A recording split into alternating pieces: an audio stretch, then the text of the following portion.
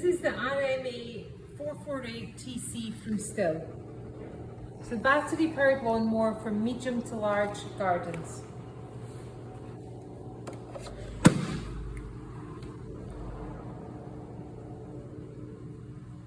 This is with an AP300 battery. This is just showing that it's needing charged, but it goes all the way up to have 4 lights on, which means that it's fully charged and ready to go to work.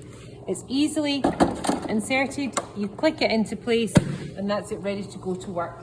The second space is just for a spare battery. All you do to make this lawnmower go is press the button and pull the handle.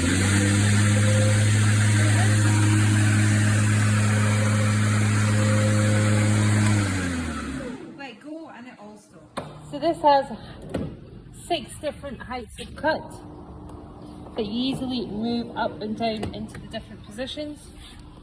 It has a grass box indicator to tell you when it's full. Easy to remove grass box that you just flip out here. You can either empty it from that end or you can disconnect it from there. Very easy to put them back into the lawnmower.